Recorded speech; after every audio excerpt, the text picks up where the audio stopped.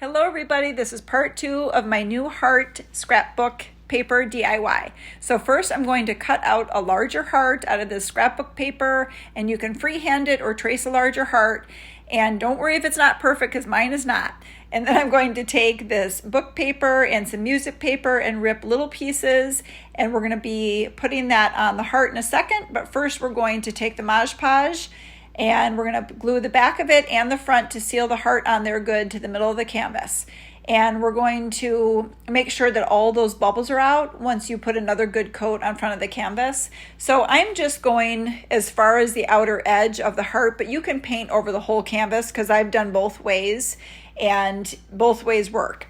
And there's nothing wrong with painting that whole canvas. So once you're done with that, you can take your little pieces and start gluing them on in different parts over the heart, not covering up too much of those colors, because what makes this piece of art are those colors in the background. So you can kind of coordinate them and place them where you want them to go. And once you're done with that, I have decided to grab my home decor wax and I'm going to paint the outer edges of the canvas. Now I love the teal colors that we did with this canvas, but this is just going to give it a little bit of character on the edge. So once you paint a little bit of the edge, you can come back with a towel and rub in that wax. If you get too much brown wax in a certain area, you can dampen your towel and rub it in a little bit because it'll rub in a little easier. That's just a little side hint. Then once you have that to your liking, I have this really cute scrapbook paper that I had on hand that's got all these different words on it, and I found the word dreamer that I thought would fit this piece of art just the best with all the colors. So I am going to do the same thing and glue that onto the middle of the heart to embellish that a little bit, and then I'm going to work with my outer edge of the heart. I love these beads from Dollar Tree and I try to use them wherever I can. These little wooden beads are about a foot long on a strand and they have string in the middle. So I'm going to do one side first because one whole strand is not going to fit the whole heart. So I'm going to glue as much as I can on one side and then I'm going to cut that off and then I'm going to do the other side.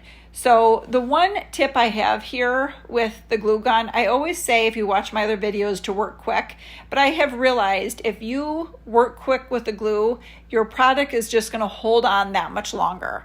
So if you wait, because sometimes you have to wait and that glue dries too quick, your product just doesn't hold as well. So that's another reason you need to move quick. And if you need to move in sections, it's a little easier to do that as well. So once you have your beads around your heart, you can glue that last little bit into place and then you can cut off any excess of the strings. And then once that is finished, you can put this in a frame. Find a frame that you like and put it in a frame, or it's cute just the way it is because it's a little 3D with the beads.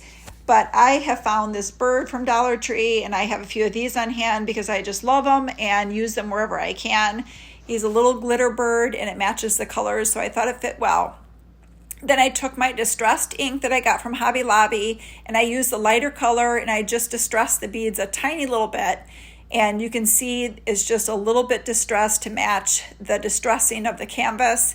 So I was happy with the way it is and the way it all came together. And the nice thing about this is that you can leave it out all year long. It doesn't have to just be for Valentine's Day. And you can also coordinate those colors around your home. So say if you love reds or blues, you can paint that back of the canvas with that color and then use the same idea in front. So I hope I taught you something new and I appreciate you watching.